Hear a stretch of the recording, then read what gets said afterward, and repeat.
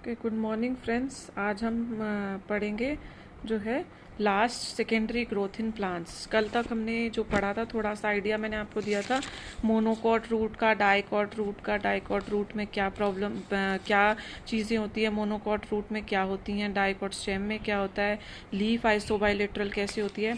थोड़ा सा आपको लीफ का बताते बताते मैं आपको लास्ट में एक चीज़ भूल गई थी बताना, दैट जो लीफ की कई बार पिट्योल होती है ना, लीफ की पिट्योल होती है, उसमें हाइपोडर्मल सेल्स होते हैं, हाइपोडर्मिस होती है। मीजोफिल सेल्स के अलावा लीफ की पिट्योल में हाइपोडर्मिस होती है। और आपको पता है लीफ की पिट्योल में हाइपोडर्मिस कॉलनकाइमेटस भी हो सकती है, स्क्लेरेनकाइमेटस भी हो सकती है।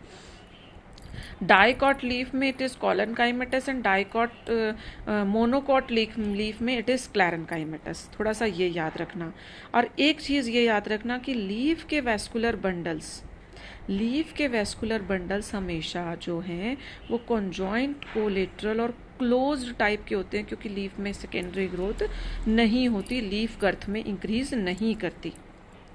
और लीफ में क्या है, जाइलम और फ्लोएम जो है वो रेडियली अरेंज्ड होते हैं, जिसमें जाइलम जो है वो उसकी अडेक्सियल मतलब ऊपरी अडेक्सियल पोजीशन पे होता है, जबकि फ्लोएम जो है उसकी निचली पोजीशन पे होता है। जब मैं आपको दिखाऊंगी तो इस तरीके से आपको देखना है।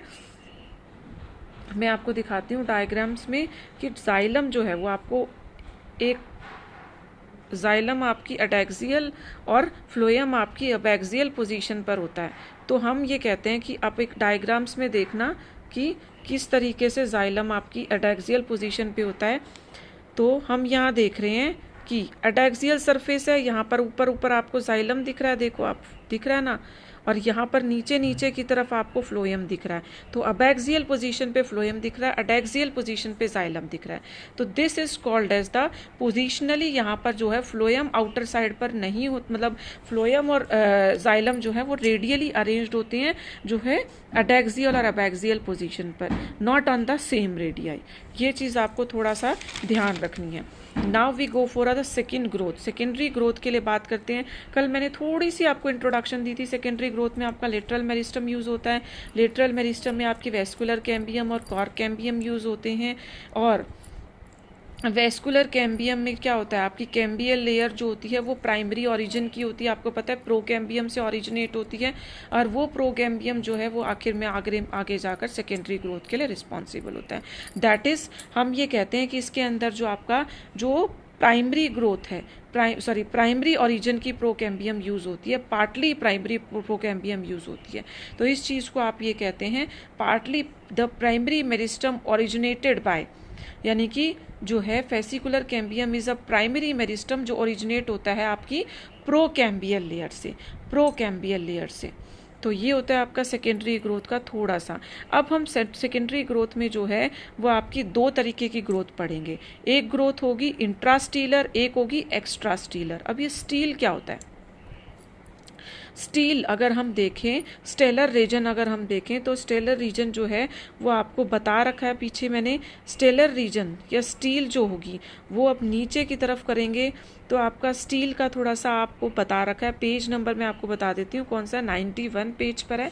स्टील बता रखा है ऑल द टिश्यूज, जैसे मैं आपको जो है बताती हूँ, इसमें स्टील में लिखा है all the tissues inert side to the endodermis such as pericycle, vascular bundles, pith, all regions inert to the endodermis steel होता है। तो इंट्रास्टीलर का मतलब है कि आप पेरीसाइकल के अंदर की वेस्कुलर बंडल्स की ग्रोथ को देख रहे हैं, मेनली आप वेस्कुलर बंडल्स की ग्रोथ को देख रहे हैं। Pericycle, vascular bundle and pith constitute the stelar region, और स्टेलर रीजन के इंट्रा मतलब आप कैम्बियल ग्रोथ को ऑब्जर्व कर रहे हैं, तो आप कहोगे आप इंट्रास्टेलर ग्रोथ देख रहे हो, इंट्रास्टेलर ग्रोथ देख रहे हो, इंट्रास्टेलर ग्रोथ देख रहे हो। ये थोड़ा सा आपको स्टेल का। और एक्स्ट्रा स्टेलर ग्रोथ कौन सी होगी, जो आप कॉर्क कैम्बियल ग्रोथ देखते हो, जो आप कॉर्क कैम्बियम की ग्रोथ देखते हो वो आपकी एक्स्ट्रा स्टेलर ग्रोथ होती है। थोड़ा सा ये चीज़ें आप जो है नोट कर लेना ताकि आपको पता लग जाए। कई बार ये इस तरीके से पूरा कह देते हैं extra stelar growth is observed in तो हम ये कहेंगे कॉर्क एंड सेकेंडरी कॉर्टेक्स जो है वो आपकी एक्स्ट्रा स्टेलर ग्रोथ है, जबकि इंट्रास्टेलर ग्रोथ जो होती है वो होती है आपकी प्राइमरी और सेकेंडरी वेस्कुलर कैम्बियल ग्रोथ। हमें पता है जब हम बात करते हैं स्टेम की डाइकॉट सेक्शन की, डाइकॉट में ही जो है वो आपके अंदर जो डाइकॉट स्टेम में ही जो है आपकी जो सेकेंडरी ग्रोथ ऑब्जर्व होती है। तो जब डाइकॉट स्टेम की बात करते हैं हम, तो उसके अंदर हम देखते हैं कि फ्लोएम और जाइलम सेम रेडियाई पे हैं। तो सेम रेडियाई पे होने की वजह से आपको पता है डाइकॉट रूट में जो है वो सेम रेडियाई पे नहीं होते। The vascular bundles lie on the different radia, radial vascular bundles होते हैं, तो वहाँ पर फेसिकुलर कैम्बियम या फिर इस तरीके का कोई स्ट्रक्चर नहीं बनता डाइकॉट रूट में। लेकिन जब हम डाइकॉट स्टेम की बात करते हैं तो वहाँ पर क्योंकि वेस्कुलर के बंडल्स जो हैं वो एक ही रेडियाई पे कॉन्जॉइंट कोलेटरल ओपन टाइप के वेस्कुलर बंडल्स होते हैं, तो वहाँ पर वेस्कुलर बंडल्स में क्या होता है, एक इंटरफेसिकुलर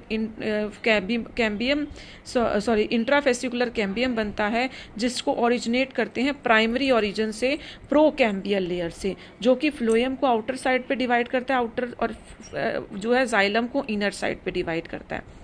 फ्लोएम को आउटर साइड पे डिवाइड करता है और जाइलम को इनर साइड पे डिवाइड करता है।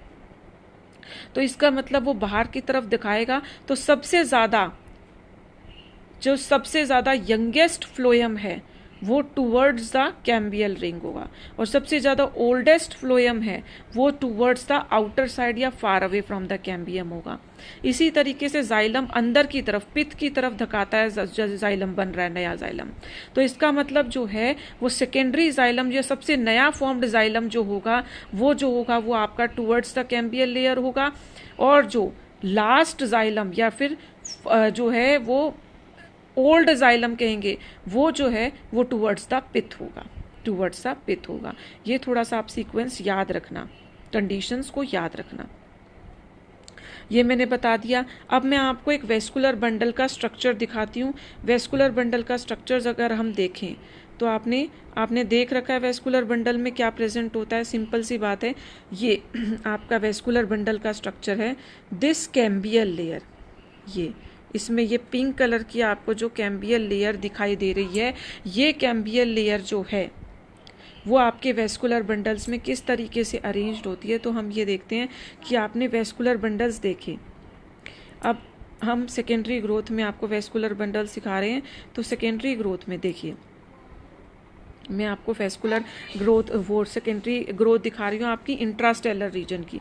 तो हमने बोला कि ये आपकी वो जो है आउटर एपिडर्मिस है, ठीक है ना, ये एपिडर्मिस है। बीच में ये जो पेरेनकाइमेटा सेल दिख रहे हैं ये कॉर्टेक्स है। ये आपका प्राइमरी फ्लोएम है जो पर्पल सा पार्ट है, और बीच में ग्रीन कलर की जो है वो कैम्बियम है, वेस्कुलर कैम्बियम जो प्रोकैम्बियम से ओरिजिनेट हुए हैं, और अंदर की साइड जो है आपका प्राइमरी जाइलम है, और जो बीच का ये एरिया है ये आपकी पित्त है। अब हम क्या कहते हैं कि in front of the cambial cells, ये जो आपको कैम्बियल सेल्स, ये जो आपको ग्रीन कलर की सेल्स दिख रही हैं, इन फ्रंट ऑफ दिस मतलब मैं आपको दिखाती हूँ इन फ्रंट ऑफ दिस इस तरीके से। जो आपको रेड निशान दिखा है, ये रेड निशान वो है जो आपके कॉर्टेक्स के कुछ या पिथ रेज के कुछ पेरेनकाइमेटस सेल्स होते हैं जो इन front of this cambial layer होते हैं, जो अगेन डिस्कवर करते हैं द पावर ऑफ डिफरेंशिएशन या पावर ऑफ डिवीजन, जिसे आप रीडिफरेंशिएशन एबिलिटी कहते हैं। ये एबिलिटी यानी कि हम ये कहेंगे, ये चीजें याद रखना, यानी कि जब हम कहेंगे कि इंट्रासेलर सेकेंडरी ग्रोथ जो होती है वो because of the primary meristem and because of the secondary meristem, दोनों की वजह से होती है। जो इंट्रास्टेलर ग्रोथ होती है स्टेम के अंदर, वो किस वजह से होती है, वो partly because of the primary meristem procambium की वजह से, और partly because of the secondary meristem that is pith ray. Parenchymatous pith ray will again regain its power of division, और वो मेरिस्टमैटिक होकर के और क्या बना देंगी, इस रे को, यानी कि इस मैं आपको स्ट्रक्चरली दिखाती हूँ। The structure is black lined, ये स्ट्रक्चर ये आपका इंटरफेसिकुलर कैम्बियम है।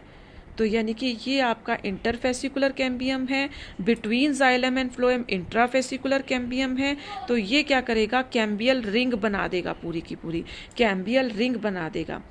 The interfascicular cambium and intrafascicular cambium forms a ring, एक रिंग बना देगा। और ये रिंग क्या करेगी, ड्यू टू कैम्बियम, जो हम ये कहते हैं कि जो आपका cambium intrafascicular cambium between the vascular bundle जो कैम्बियम है वो सामने वाली पिथ रेज में केमिकल इंडक्शन करेगा, और जिसकी वजह से सामने वाली पिथ रेवी जो है वो क्या बन जाएंगी, मेरिस्टेमेटिक बन जाएंगी, और सेकेंडरी ओरिजिन की मेरिस्टेमेटिक टिश्यू बन जाएगी बिकॉज ऑफ द रीडिफ्रेंसिएशन, और जिसकी वजह से वो अंदर की साइड फ्लोएम को काटना शुरू कर देंगी। तो आपने देखा ना, जो ये पहले प्राइमरी फ्लोएम था, ये प्राइमरी फ्लोएम खिसक खिसक के अंदर की तरफ चला जाएगा, बिकॉज अंदर की तरफ वो फ्लोएम को काटना जाइलम को काटना अंदर की तरफ वो जाइलम को काटना शुरू कर देंगी, और जाइलम को काटना शुरू कर देंगी तो जाइलम के सेल्स जो प्राइमरी फ्लॉर्म जाइलम है वो अंदर की तरफ धकता जाएगा, पित्त की तरफ धकता जाएगा,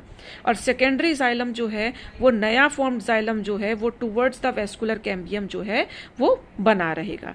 तो नई परत टुवर्ड्स द वेस्कुलर कैम्बियम होती है, पुरानी परत जो है वो पिथरे की तरफ होती है या पित्त की तरफ होती है।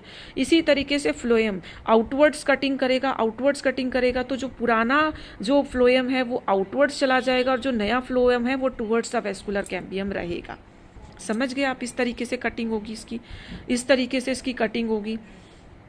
फिर हम बात करते हैं कि जो जाइलम की कटिंग है या जो जाइलम का प्लेन ऑफ डिवीजन है वो ज़्यादा एक्टिव होगा, इसलिए जो है वो पिथ रेज को अंदर की तरफ धांसता हुआ, अंदर की तरफ धकाता हुआ वो क्या करता है, धकाता हुआ वो अंदर की तरफ उसे जो है पित्त को छोटा कर देता है, और धीरे धीरे सेकेंडरी जाइलम वुड की फॉर्मेशन करता है। That is would is nothing but a secondary xylem. तो और जो आपका फ्लोएम है दैट, चाहे वो प्राइमरी फ्लोएम हो चाहे वो सेकेंडरी फ्लोएम हो, आउटसाइड वेस्कुलर कैम्बियम जो टिश्यूज होते हैं उनको आप बार्क कहते हैं, ध्यान रखना।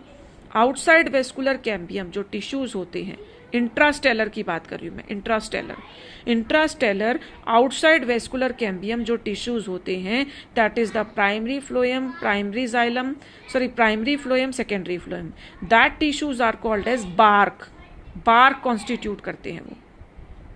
तभी एक क्वेश्चन आता है कि अगर हम बार्क रिमूव कर देते हैं तो एक प्लांट मर क्यों जाता है। बार्क रिमूव करने से प्लांट के अंदर फ्लोएम चला जाता है, और फ्लोएम जाने से उसके अंदर फूड की कंडक्शन नहीं हो पाती है, जिसकी वजह से प्लांट जो है वो मर जाता है। तो इसका मतलब ये है कि फ्लोएम जो है वो outside vascular cambium bark formation कर सकता है। इनसाइड वेस्कुलर कैम्बियम जो टिश्यूज होते हैं, सेकेंडरी जाइलम और primary xylem, that constitutes the woody part को कॉन्स्टिट्यूट करता है, that is durable, that is used for the commercial purposes. Vascular cambium जो है वो दो टाइप की सेल से, वेस्कुलर कैम्बियम जो है वो दो टाइप की सेल से जो है मेनली उसके अंदर हमने क्रॉस सेक्शनली देखा तो वेस्कुलर कैम्बियम में दो टाइप की सेल्स हैं जो हम जाइलम और फ्लोएम में यूज करते हैं, जाइलम और फ्लोएम बनाने में।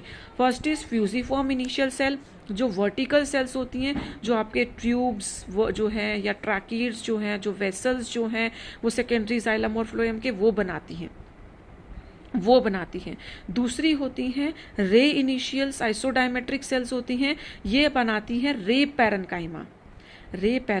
तभी मैंने बोला था रे पैरेन्काइमा सेकेंडरी जाइलम और फ्लोएम में प्रेजेंट होता है, प्राइमरी में नहीं होता।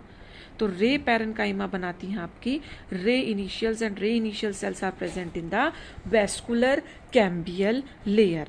तो दो सेल्स होते हैं वेस्कुलर कैम्बियम में, fusiform initial and ray initial.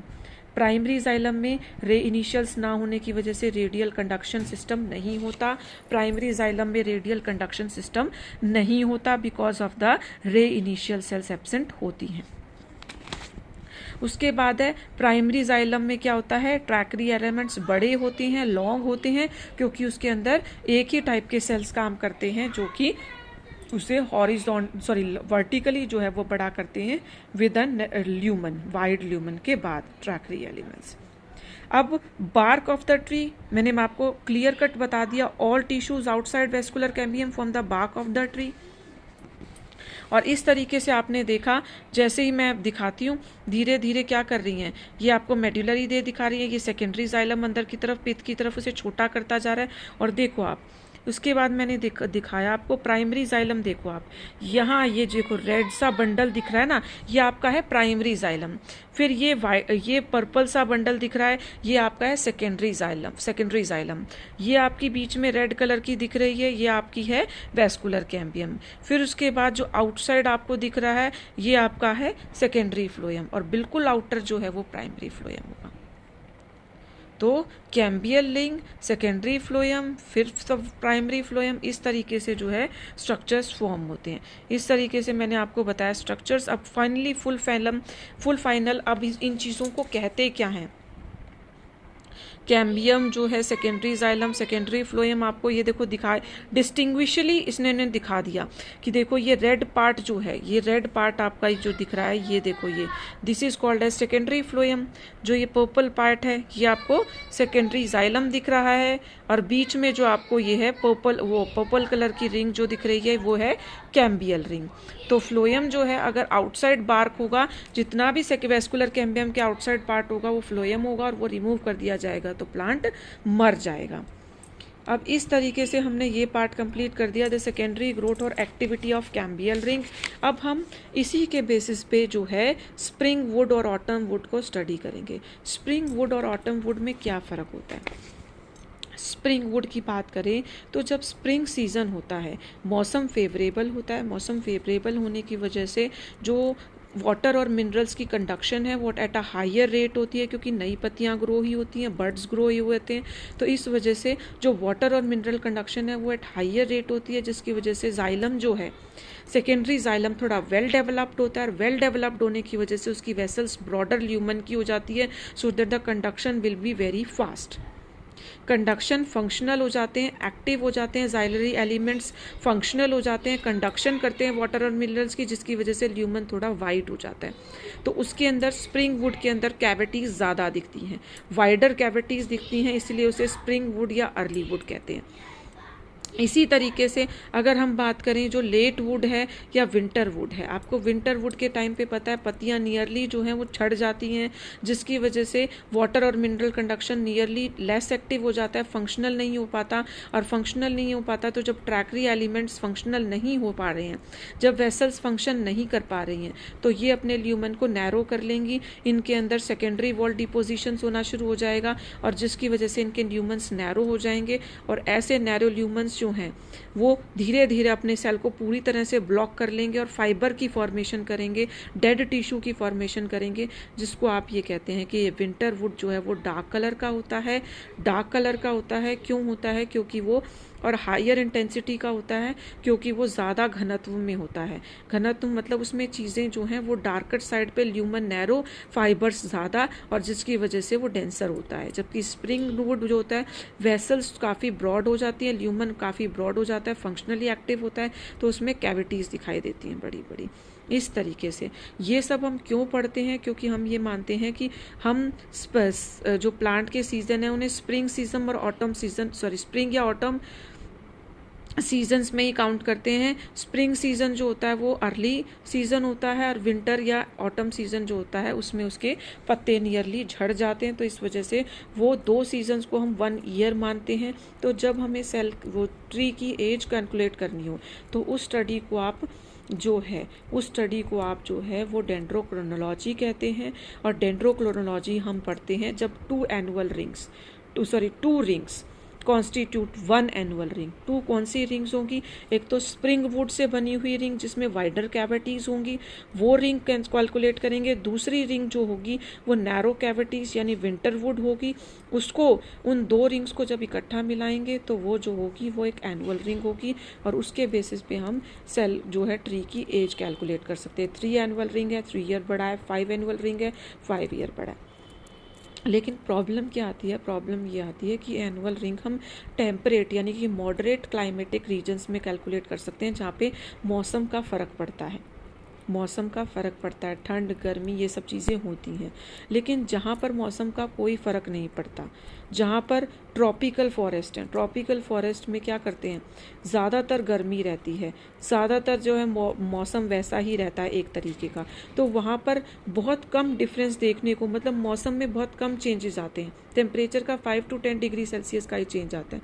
वहाँ पर ट्रॉपिकल फॉरेस्ट में ग्रोथ मार्क्स मिलते हैं थोड़े से, जैसे कि लाइटर है, डार्कर, इस तरीके से पैचेस मिलते हैं थोड़े थोड़े। तो उन ग्रोथ मार्क्स को आप एनुअल रिंग्स की, उन ग्रोथ मार्क्स को कैलकुलेट करके आप जो है वो डेंड्रोक्रोलॉजी से उसकी एज निकालते हो, उसमें एनुअल रिंग्स नहीं मिलती। और तीसरा एनुअल रिंग कहाँ नहीं मिलती, एनुअल रिंग रूट के अंदर नहीं मिलती, क्योंकि रूट ज़मीन के अंदर धसी होती है और उसका नियरली एक ही टेम्परेचर होता है, उसके अंदर टेम्परेचर की वेरिएशन नहीं होती, जिसकी वजह से उसके अंदर एनुअल रिंग्स की फॉर्मेशन नहीं होती। तो जब आप रूट को डायसेक्शनली कट करोगे तो उसमें आपको एनुअल रिंग्स की मार्किंग नहीं मिलेगी। एक्सेप्शंस आर ऑलवेज देयर, तो एक्सेप्शंस में सैलिक्स एक ऐसा प्लांट है जिसमें आपको रूट के अंदर भी टेम्परेचर डेविएशंस की वजह से जो है वो एनुअल रिंग्स की फॉर्मेशन मिलती है।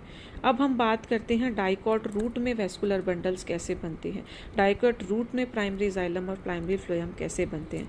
तो आपको बाकी तो सारा प्रोसीजर आपको पता है, पर आपको सिर्फ ये चीज़ ध्यान रखनी है कि कैम्बियल लेयर कट करेगी towards the inner side xylem, towards the outer side phloem, same procedure होता है। पर वो कैम्बियल रिंग एक्चुअली बनती कैसे है, वो कैम्बियल रिंग एक्चुअली बनती है कि जाइलम के ऊपर जो पिथ रे सेल्स हैं, जाइलम के ऊपर जो पिथ रे सेल्स हैं जो उसे कवर कर रहे हैं पूरी जाइलम को, पूरी जाइलम का एक्सेस अलग है रेडियाई, फ्लोएम का रेडियाई अलग है, तो जाइलम और फ्लोएम के रेडियाई के बीच में अलग अलग रेडियाई है, उसके बीच में जो पिथ रे सेल्स हैं वो कम्प्लीटली एक्टिव हो जाती हैं, यानी वो कम्प्लीटली पैरेन्काइमेटस सेल्स जो हैं वो रीडिफरेंशिएट होती हैं। तो इसका मतलब ये है कि कैम्बियल लेयर जो है वो फुली सेकेंडरी ओरिजिन की है, जबकि कैम्बियल लेयर पार्टली सेकेंडरी और पार्टली प्राइमरी ओरिजिन की थी डाइकॉट स्टेम में, पार्टली सेकेंडरी और पार्टली प्राइमरी ओरिजिन की थी डाइकॉट स्टेम में, और डाइकॉट रूट में it is fully secondary origin, जहाँ पे पिथ रे पूरा का पूरा वेस्कुलर कैम्बियल लेयर बनाती है और वो क्या करती है, वो आगे डिविजन्स परफॉर्म करती है। Procedure will remain the same, outer side जो है वो फ्लोएम को कट करेगी, इनर साइड जो है वो जाइलम को कट करेगी, जाइलम वो जाइलम वाली लेयर मोर एक्टिवली डिवाइड करेगी, इस वजह से सेकेंडरी जाइलम का अमाउंट ज़्यादा होगा और प्राइमरी सेकेंडरी फ्लोएम का अमाउंट कम होगा। अब कुछ एक्सेप्शन है, जैसे abnormal secondary growth. Abnormal secondary growth का मतलब ये है कि सेकेंडरी ग्रोथ कई बार वेस्कुलर कैम्बियम से ना होकर के कहीं और से होती है, कोई भी पार्ट हो सकता है, वो आपको पार्ट नहीं याद करना, बस आपको एबनॉर्मल सेकेंडरी ग्रोथ के एग्जाम्पल्स याद करने हैं, जो है ड्रॉसेना, यक्का, अगेव, अलॉय, ये मेन एग्जाम्पल हैं। बाकी आप थोड़े बहुत एग्जाम्पल मैंने दे रखे हैं, पढ़ लेना। मेन है ड्रॉसेना, यक्का, अगेव, अलॉय, जिसमें एबनॉर्मल सेकेंडरी ग्रोथ दिखती है। अब हम उसके बाद बात करते हैं हर्टवुड और सैपवुड की। हर्टवुड और सैपवुड में क्या फ़र्क होता है, जैसे हमने बोला स्प्रिंग वुड और ऑटम वुड, उसी तरीके से हमने बोला हर्ट क्या होता है, सेंटर कोर पोर्शन। तो हमारे जो सेंटर पोर्शन होता है वो डार्क कलर का दिखाई जाता है, डार्क ब्राउन दिखाई जाता है। वुड की बात करिए तो ऑब्वियस ये बात, हम सेकेंडरी जाइलम की बात कर रहे हैं। तो हम देखते हैं कि वुड जो फॉर्मेशन होती है, सेकेंडरी जाइलम जो फॉर्मेशन होती है, उसके अंदर जो है दोनों ही सेकेंडरी जाइलम है, हार्टवुड भी सैपवुड भी, बट सेकेंडरी जाइलम जो हर्टवुड का होता है वो डार्क कलर का होता है, नॉन फंक्शनल होता है, क्योंकि उसके अंदर डेड फाइबर्स का एक्यूमुलेशन होता है। डेड फाइबर्स का एक्यूमुलेशन होने की वजह से वहाँ पर उसकी कैविटीज़ में जो है वो deposition of resin, tannins, gums, ये दे रखा है ना, ये सारा का सारा डिपोजिशन क्या होता है, रेजिन, टेनिन, गम्स, ऑयल जैसे सब्सटेंसेस का होता है। और इसकी वजह से ये वुड जो होता है ये ज़्यादा, क्योंकि केमिकली एक्टिव होता है तो ड्यूरेबल होता है, रेजिस्टेंट होता है माइक्रोब के अटैक से, और इसके अंदर डेड और लिग्निफाइड जो मैंने बताया था फाइबर्स या वेसल्स पाई जाती हैं। तो इस वजह से ये वुड जो होता है वो हार्ट वुड होता है, डार्क कलर का होता है, और ऐसे वुड को हम ड्यूरेल्यूमेन कहते हैं, ड्यूरेल्यूमेन। और इसमें इसके जो ल्यूमन है उसको ब्लॉक कौन करता है, tylosis. Tylosis are nothing but the protrusions, parenchyma जो है, जो जाइलम पैरेन्काइमा जो है कई बार वो क्या करता है, वेसल्स के अंदर तक धंस जाता है।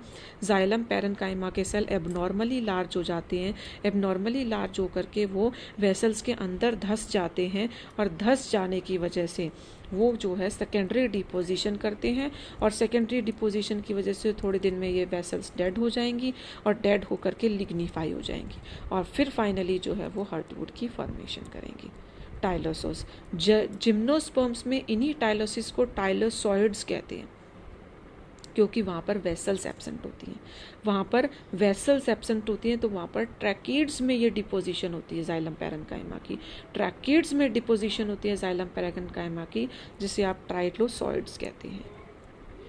फिर है सैपवुड, आपको पता है फंक्शनली एक्टिव होता है, ल्यूमन ब्रॉड होता है, डिपोजिशन इसमें होती नहीं है, सारा का सारा कंडक्शनल फॉर वर्क यही करता है, वाटर और मिनरल्स की कंडक्शन ये करता है, इसमें कोई टाइलोसोस नहीं ब्लॉक होते, कोई डेड लिग्निफाइड वॉल नहीं होती, और ऐसे वुड को आप एल्बरमन कहते हैं। एल्बर्नम, सैपवुड, ड्यूरलनम जो है हार्टवुड। इस तरीके से मैंने डायग्रामेटिकली बना रखा है, आपको दिखा रखा है मैंने अपने नोट्स में, एक बार उसे देख लीजिएगा। देन हार्टवुड के अलावा एक अलग हार्डवुड होता है, हार्डवुड और सॉफ्टवुड। हार्डवुड जो होता है वो मेनली जो है वो जाइलम वेसल्स में ल्यूमन की वजह से हार्डवुड डेपोजिशन, क्योंकि ल्यूमन लिग्निफाइड हो जाता है, ल्यूमन लिग्निफाइड हो जाता है और वो हार्डवुड बनाता है, एक हार्ड स्ट्रक्चर, डेंस स्ट्रक्चर बनाता है, जिसकी वजह से वो पोरस और हार्ड स्ट्रक्चर बनाता है, क्योंकि ल्यूमन है अभी, लेकिन उसकी आउटर वॉल लिग्निफाई हो जाती है, तो ल्यूमन है, इसलिए उसे कहते हैं हम हार्डवुड को पोरस वुड। और ये porous wood because of the presence of xylem vessels angiosperm की स्पेशल कैरेक्टर है। जबकि सॉफ्ट वुड या नॉन पोरस वुड जो है वो जिम्नोस्पर्म की स्पेशल कैरेक्टर है, जिसमें वेसल्स नहीं होती, जिसकी वजह से कैविटीज़ नहीं दिखाई देती, जिसकी वजह से जो है वो टाइलोसिस या लिग्निफिकेशन की प्रोसेस नहीं हो पाती, और जिसकी वजह से ये जो है वो सॉफ्ट वुड होती है। एक्सेप्शंस मैंने बोला था ऑलवेज देयर, सॉफ्ट वुड होने की वजह से सॉफ्ट वुड जो है हम जिम्नोस्पर्म्स में देखते हैं, बट एक ऐसा जिम्नोस्पर्म है पाइनस जिसमें हार्ड वुड देखा जाता है, वुड वेरी हार्ड होता है उसमें। और ऐसे ही हम कहते हैं कि हार्डवुड एक एंजियोस्पर्म की कैरेक्टर है, बट एक ऐसा एंजियोस्पर्म है जिसमें सॉफ्ट वुड देखा जाता है, जिसे आप बॉम्बैक्स कहते हैं। Bombax is an angiosperm, Bombax is an angiosperm which has softwood, जबकि जो पाइनस है वो एक जिम्नोस्पर्म है, लेस्ट इट इज़ अ हार्डवुड होते हैं। अब बात करते हैं एक्स्ट्रा स्टेलर ग्रोथ। पहले तो एक्स्ट्रा स्टेलर क्या होता है, एक्स्ट्रा स्टेलर ग्रोथ क्या होती है, तो एक्स्ट्रा स्टेलर की बात करेंगे हम, तो हम कहते हैं जो आपका सेकेंडरी फ्लोएम के बाहर यानी, या फिर ये कह दो कॉर्क कैम्बियम के आउटसाइड, कॉर्क कैम्बियम के आउटसाइड जितना भी सारा पार्ट है वो that is called as the extra stelar part. Cork cambium के बाहर जितना भी पार्ट है that is called as the extra stelar part. अब हम कॉर्क कैम्बियम की कैसे बात करते हैं, हम ये कहते हैं कि अंदर से लगातार फ्लोएम के डिविजन्स जो हैं वो प्रेशर बना रही हैं, बाहर प्रेशर बना रही हैं, तो हाइपोडर्मिस के बाद एपिडर्मिस, पहले तो प्राइमरी कॉर्टेक्स होगा, फिर हाइपोडर्मिस होगी, फिर एपिडर्मिस होगा फ्लोएम के बाहर, आपने पढ़ी हुई है स्ट्रक्चर, मुझे बार बार बोलने की ज़रूरत नहीं है, ठीक है ना। तो सेकेंडरी कॉर्टेक्स होगा, फिर उसके नीचे हाइपोडर्मिस होगी, और फिर उसके नीचे जो है वो आपका फ्लोएम होगा। तो फ्लोएम कंटिन्यूसली डिवाइड कर रहा है, तो बाहर की तरफ प्रेशर बना रहा है, प्रेशर सेकेंडरी कॉर्टेक्स पे पड़ रहा है, सेकेंडरी कॉर्टेक्स जो है वो आपके सेकेंडरी कॉर्टेक्स क्या कर रहा है आपके अंदर, सेकेंडरी कॉर्टेक्स जो है वो आपके बाहर एपिडर्मिस लेयर पे जो है सेल्स पे बना रहा है, तो सेकेंडरी कॉर्टेक्स उस पे बनाएगा, किस पे, हाइपोडर्मिस एपिडर्मिस पे दबाव बनाएगी, और अचानक से हाइपोडर्मिस एपिडर्मिस पे दबाव बनाएगी तो ये एपिडर्मिस जो है वो इस तरीके से टूट जाएगी, इसके अंदर एक्सपोज हो जाएगी, रप्चर हो जाएगी एपिडर्मिस, और एक्सपोज हो जाएगी तो उसके अंदर के टिश्यूज़ दिखने शुरू कर देंगे, अंदर के टिश्यूज़ दिखने शुरू कर देंगे तो प्लांट में इन्फेक्शन हो जाएगा। अब इस इन्फेक्शन को कैसे दूर करें, प्लांट को कैसे बचाएं, तो प्लांट को बचाने के लिए हमने एक तरीका निकाला, हमने कहा कि एपिडर्मिस के अंदर की जो लेयर है जिसे हम कहते हैं हाइपोडर्मिस अचानक से, हमें पता है कि हाइपोडर्मिस डाइकॉट स्टेम में, हाइपोडर्मिस डाइकोट्स 10 में कॉलनकाइमेटस हो जाती है, कॉलनकाइमेटस होती है, लिविंग टिश्यू होती है, तो वो अचानक से मेरिस्टेमेटिक एक्टिविटी, एनसीईआरटी ने मेंशन नहीं कर रखा कौन सी लेयर मेरिस्टेम, उसने बोला sooner the outer protective layer becomes meristematic. इसने देखो ये लिखा है इंक्रीज करना है तो outer the due to vascular cavity outer cortical layer और एपिडर्मल लेयर ब्रोक हो जाती है, रिप्लेस करनी पड़ती है, तो इस वजह से एनोदर मेरिस्टेमेटिक टिश्यू। अब ये एनोदर मेरिस्टेमेटिक टिश्यू कहाँ से डेवलप हो रहा है, तो ये another meristematic tissue primary origin का है। क्यों प्राइमरी ओरिजिन का है, क्योंकि ये हाइपोडर्मिस से डेवलप हो रहा है, हाइपोडर्मिस से डेवलप हो रहा है, कॉलनकाइमा से डेवलप हो रहा है, लेकिन सॉरी सेकेंडरी ओरिजिन का है, सेकेंडरी ओरिजिन का है। बिकॉज क्यों ओरिजिन का सेकेंडरी है, क्योंकि हाइपोडर्मिस लेयर जो एक समय में अपनी पूरी प्राइमरी एक्टिविटी कर रखी है। Sorry for the fact epidermis जो है वो रप्चर हो जाती है, एपिडर्मिस जो है वो रप्चर हो जाती है, एक्स्ट्रा स्टेलर पार्ट्स जो हैं डैमेज हो जाते हैं, जिसकी वजह से hypodermis that is the primary formed tissue, hypodermis जो है वो अगेन रीडिफरेंशिएट करती है एक्टिविटी ऑफ डिवीजन, यानी कि सेकेंडरी ओरिजिन की होती है, कॉलनकाइमेटस होती है, प्योरली सेकेंडरी ओरिजिन की होती है, बिकम मेरिस्टेमेटिक और कॉर्क कैम्बियम बन जाती है। कॉर्क कैम्बियम को आप एक टर्म देते हैं फेलोजन, कॉर्क कैम्बियम बन जाती है फेलोजन। फेलोजन जो है दो सेल्स में काटती है, आउटर सेल और इनर सेल, जैसे फ्लोएम को आउटर साइड में काट रही थी वेस्कुलर कैम्बियम, साइलम को इनर साइड में काट रही थी, इसी तरीके से वो भी क्या करती है, आउटर साइड पे कॉर्क को काटने लग जाती है, इनर साइड पे सेकेंडरी कॉर्टेक्स को काटने लग जाती है। कॉर्क की डिवीजन ज़्यादा और सेकेंडरी कॉर्टेक्स की डिवीजन्स कम होती हैं, इसीलिए कॉर्क की फॉर्मेशन हाई रेट पर होती है। कॉर्क की फॉर्मेशन करने वाली सेल्स को आप फेलम कहते हैं, जबकि सेकेंडरी कॉर्टेक्स की डिपोजिशन या सेकेंडरी कॉर्टेक्स जो अंदर की साइड पैरेन्काइमेटस सेल कटती हैं उनको आप फेलोडर्म कहते हो। फेलम आउटसाइड, कॉर्क को आप फेलम कहते हैं, और inner parenchymatous cell secondary cortex cell phelloderm होती है। तो फेलोजन जो है वो दो सेल्स को काटती है, फेलम को और फेलोडर्म को, और together the cork cambium the secondary cortex and the cork, मतलब फेलोजन, फेलोडर्म और फेलम, ये तीनों के तीनों मिलाएं तो इसे पेरिडर्म कहते हैं, और ये पेरिडर्म बेसिकली द एक्स्ट्रास्टेलर पार्ट है। पेरिडर्म इज द एक्स्ट्रास्टेलर पार्ट, मतलब the part outside the cork cambium, part outside. Periderm भी नहीं कह सकते बेसिकली, से पेरिडर्म भी नहीं कह सकते, इसे बेसिकली हम कहते हैं सेकेंडरी कॉर्टेक्स कॉर्क और एपिडर्मिस, सेकेंडरी कॉर्टेक्स कॉर्क और एपिडर्मिस, यानी फेलोडर्म, फेलम और epidermis. Basically this constitutes the extrastelar region. Generally hypodermal cell collenchymatous हो जाते हैं, कॉलनकाइमेटस होते हैं, और वो आगे जा कर के मेरिस्टेमेटिक होते हैं, कॉर्क कैम्बियम बनाते हैं, बट किसी एक एक्सेप्शंस में ऐसे होते हैं जिसमें एपिडर्मिस भी आपकी जो है वो एपिडर्मिस भी आपकी मेरिस्टेमेटिक हो जाती है, जैसे एप्पल, या किसी में phloem meristematic cellule. Primary phloem will again regain the division of capacity of meristem, या डिवीजन की कैपेसिटी रीगेन कर देता है। विटिस वेनिफेरा, जिसे आप ग्रेप्स कहते हैं, ग्रेप्स के अंदर phloem as a secondary meristem की तरह एक्ट करता है, और एप्पल में एपिडर्मिस, डैमेज्ड एपिडर्मिस के cells as a secondary meristem की तरह एक्ट करते हैं। आपको बार्क की मैंने बता दी थी, आउटसाइड वेस्कुलर कैम्बियम बार्क होता है, जिसे आप फ्लोएम कॉर्टेक्स कहते हैं, पेरिडर्म, एपिडर्मिस, पूरा आउटर पूरा पार्ट, और इसी के अंदर एक्स्ट्रा स्टेलर पार्ट कहेंगे। तो एक्स्ट्रा स्टेलर पार्ट जो है, एक्स्ट्रा स्टेलर, इंट्रास्टेलर और एक्स्ट्रा स्टेलर में डिफरेंस होना चाहिए, बार्क में डिफरेंस पता होना चाहिए। बार्क सारा वेस्कुलर कैम्बियम के बाहर का पार्ट, चाहे वो सेकेंडरी प्राइमरी फ्लोएम हो, सेकेंडरी फ्लोएम हो, कोर्टेक्स हो, पेरिडर्म हो, पेरिडर्म मतलब तीनों के तीनों लेयर्स हो, और प्लस में एपिडर्मिस, सारा आउटर पार्ट बार्क होता है, सारा आउटर पार्ट बार्क होता है। लेकिन उसमें से एक्स्ट्रा स्टेलर पार्ट देखेंगे तो एक्स्ट्रा स्टेलर पार्ट होगा आपका, कौन सा होगा आपका एक्स्ट्रा स्टेलर पार्ट होगा, फेलोडर्म, फेलम और एपिडर्मिस। एक्स्ट्रा स्टेलर पार्ट होगा all the tissue outside the cork cambium जो है एक्स्ट्रा स्टेलर पार्ट होगा, और इसको आप कहते हैं राइटीडोम। पेरिडर्म प्लस एपिडर्मिस राइटीडोम कहलाता है, पेरिडर्म प्लस एपिडर्मिस राइटोडोम, बार्क को नहीं कहते आप राइटीडोम होता है पेरिडर्म प्लस एपिडर्मिस। इसी में आपको अगर मैं दिखाऊं तो कुछ लूजली अरेंज सेल्स दिखाई दे रहे हैं आपको। मैं आपको दिखाती हूँ, ये कुछ लूजली अरेंज सेल्स जिसमें इंट्रासेलुलर स्पेसेस दिखाई दे रहे हैं आपको, ये लूजली अरेंज सेल्स होते हैं लेंटी सेल्स। इन लेंटी सेल्स को आप कॉम्प्लीमेंट्री सेल्स भी कहते हैं। ये लूजली अरेंज सेल्स याद रखना, आपके रूट्स में भी कुछ हद तक पाए जाते हैं, स्टेम में सबसे ज़्यादा पाए जाते हैं और लीव्स में कभी नहीं पाए जाते। लीव्स में कभी नहीं पाए जाते, रूट में कम पाए जाते हैं और स्टेम में सबसे ज़्यादा। इनको आप कॉम्प्लीमेंट्री सेल्स कहते हैं। ये आपके गैसियस एक्सचेंज के लिए रिस्पॉन्सिबल होते हैं। सेकेंडरी ग्रोथ इन रूट आपको मैंने आपको बता दिया है।